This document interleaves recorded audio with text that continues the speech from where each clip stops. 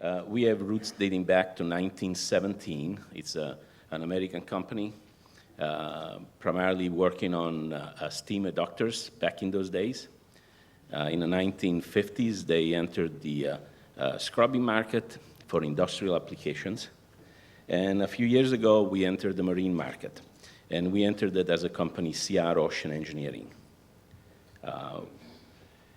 Our designs include hybrid, open loop, and closed loop. So you've heard from Marco some of the benefits of each.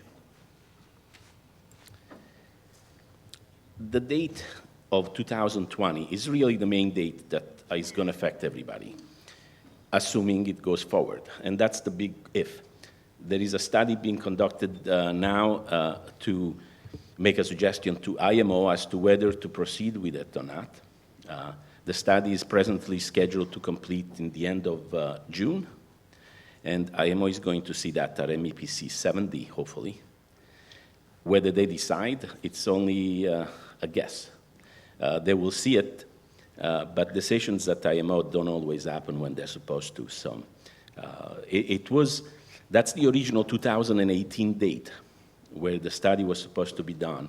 There was a request by many groups to do it earlier to allow more time to plan, which makes sense because if the refinery have to retrofit to be able to desulfurize fuel, it's going to take them 4 years. So doing it 2018 and expecting it that 2020 goes in effect was too late. So that's why 2016. So what you see there, and that's what's happening. So hopefully by the end of this year, we'll have some directions. Even if they don't decide, we'll know what the study is recommending. And based on that, we have a fairly good direction because not only the ship owners are waiting, but also the refineries are waiting. And because of the markets being so indecisive at this stage, our companies, our scrubber companies, are all pending, waiting for what's going to happen. A few years ago, that's what we were expecting. A few years ago, we were looking at this kind of fuel prices and forecasts. But now we know better because that gentleman from BP from before, he gave us a very good opinion as to what the fuel price is doing, which is nobody knows. So this is what we expected. Many of us jumped into this market thinking that's what was going to happen. But instead, that's what happened to the oil pricing in 2015, which nobody expected, nobody anticipated, but it happened. And why did it happen? It happened because OPEC lost control. Before that, OPEC was controlling where the pricing was going. They were controlling the output, and that adjusted the pricing. But with so many now other avenues of fuel, like the United States, like now Iran trying to come in, and some of the other Canada, the sandbars in Canada, there's almost as much fuel, if not more fuel, coming out of those countries than within OPEC. So OPEC had no more sole control on it.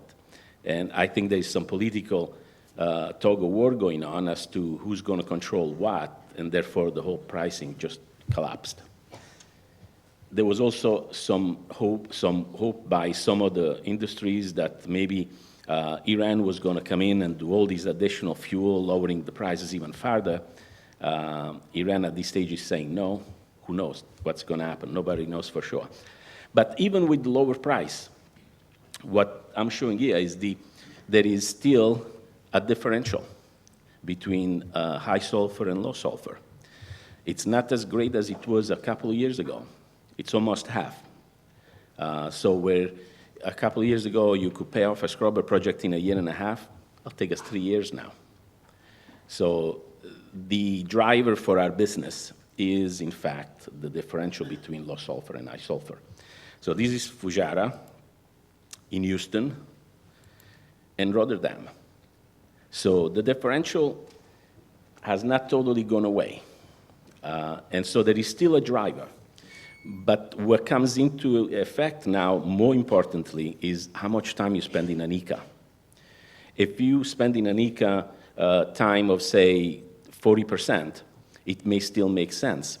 if you're only spending 20% in an ECA, it makes no sense at all to retrofit at this stage. So you might as well wait to know if 2020 is going to go in effect. So it all comes down to economics. Does it make sense for the ship owner or the operator to do this to save money or not? So technologies are great, LNG is great, but if it doesn't make money, it's not going to happen. Now, what's going to affect, I think, going forward is what is the demand? Because right now, the refineries are putting out as much of the MGO as they can. They can probably push it a little more, but they're looking at what is the demand, and this is the demand of the next 4 years. It's predicted to go up considerably.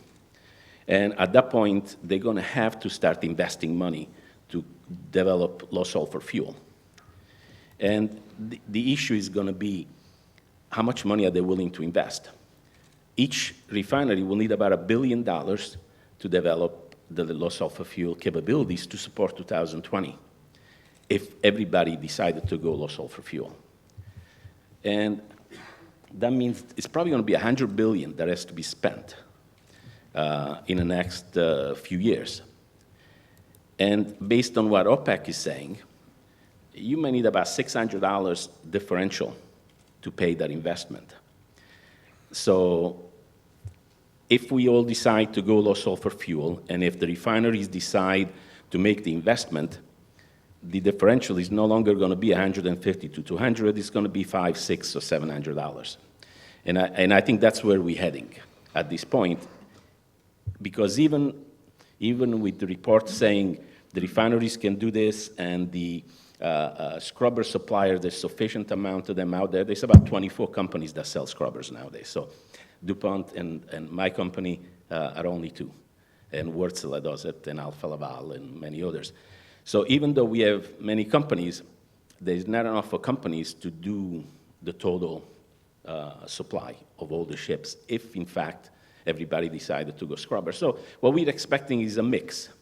Some companies will go LNG, some companies will go scrubbers. We know Stena is putting some additional methanol ships together. So there's going to be a mix of technologies, and I think that mix will all be possible by 2020 if the decision is made this year. So I'll just pass through. We do scrubbers. This is some of the ships we're doing now. We're doing cruise ships, ro-ro, ro-packs, and bulk carriers. But any type of ship can be using this type of technology. Our scrubber is looking pretty much like any other scrubbers nowadays. Used to be different before with some scrubbers coming from the side and some from the top. But now what seems to be the most efficient approach is to go straight up. Ours is all metallic, it dries run, so you can shut off the water without having a bypass. It's more quiet than the original silencers. So the ships we have, we tested, and it's very quiet compared to the original design of the silencer. So we replaced the silencer, and that's where we fit the scrubbers. And we are the same size as the silencer. So fitting within the existing funnel is fairly easy. Nothing is easy, of course, depends where the silencer is. But I'll show you some things of that. So when we talk about open loop, closed loop, it's very typical. You've seen this before by me at some of the presentations and others, similar designs. We have all three.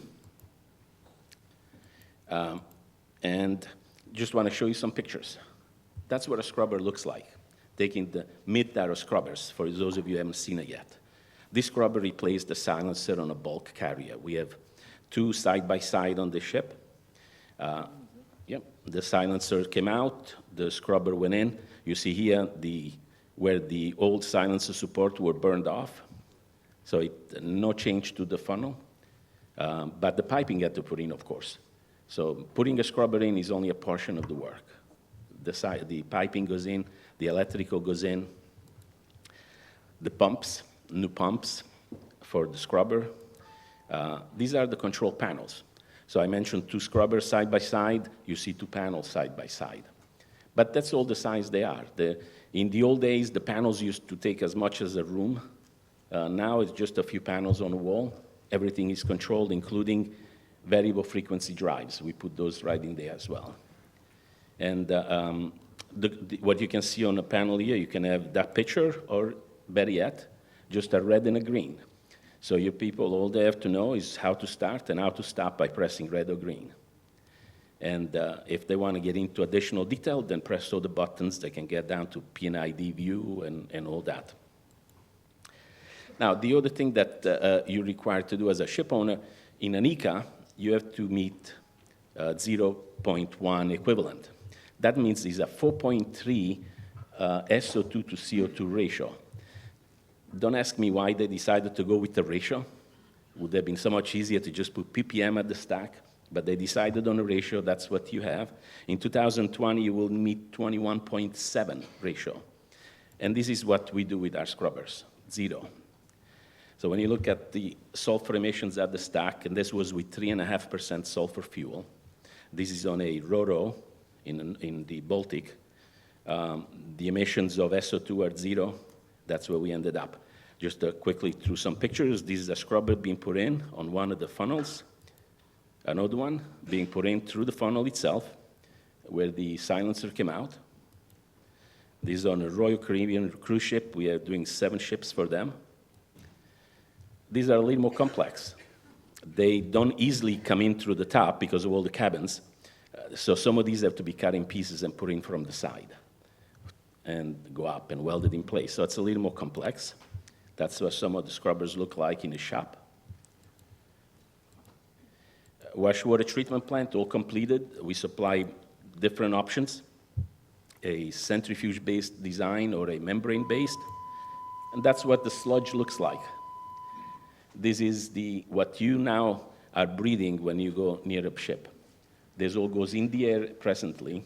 When we put a scrubber, it all comes out of the air, goes into that container.